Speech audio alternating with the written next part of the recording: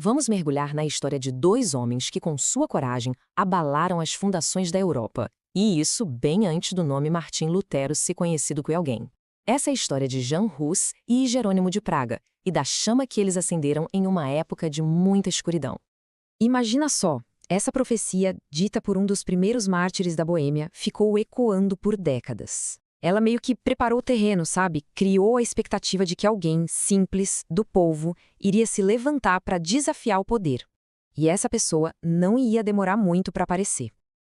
Para a gente entender bem essa história, a gente tem que voltar no tempo e olhar para o lugar onde tudo aconteceu. A Boêmia, que hoje é parte da República Tcheca, não era um lugar qualquer. As sementes da discórdia contra o poder de Roma já estavam plantadas ali, há séculos.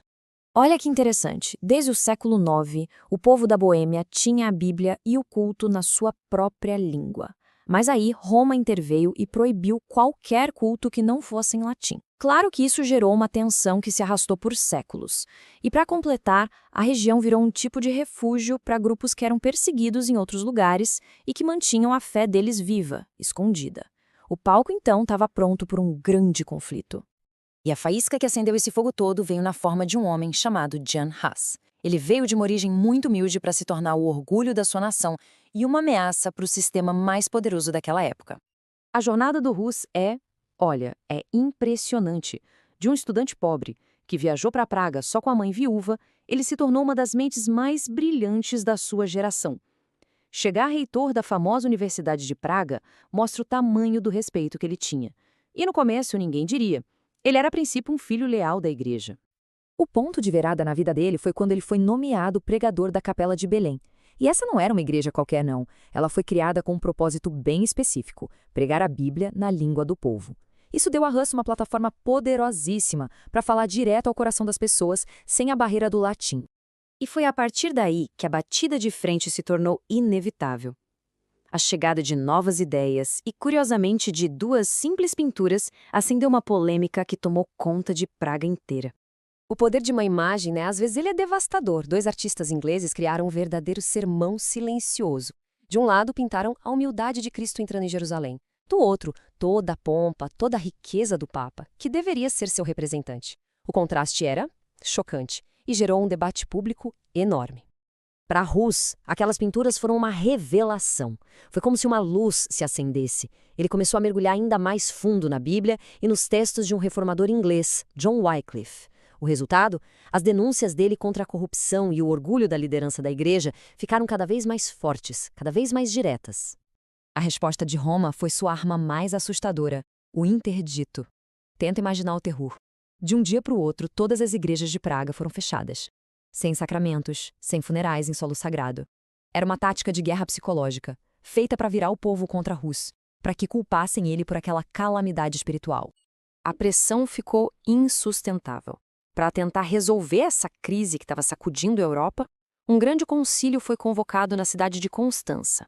E Hus foi chamado para ir até lá e defender suas ideias na frente das pessoas mais poderosas da cristandade. E é aqui que a história fica sombria.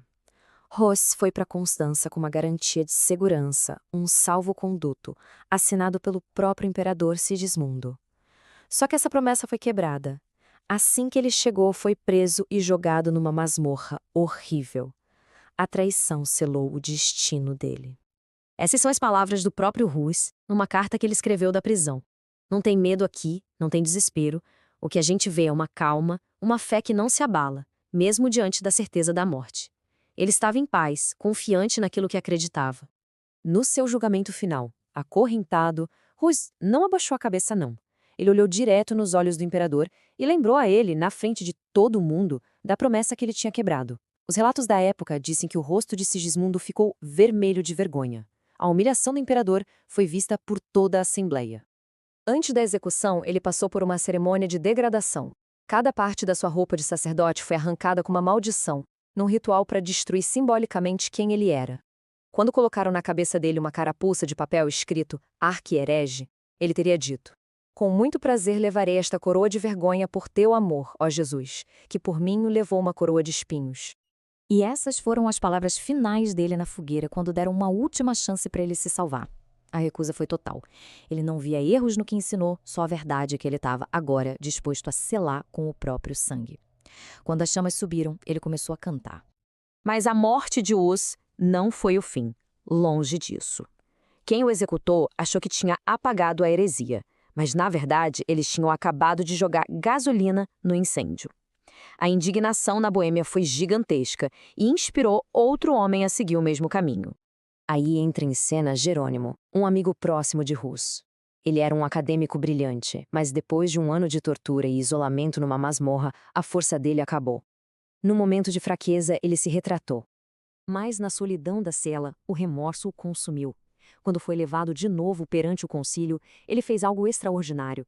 Ele retirou sua retratação com essa declaração poderosa, se condenando pela própria fraqueza e defendendo a inocência do amigo, Hus.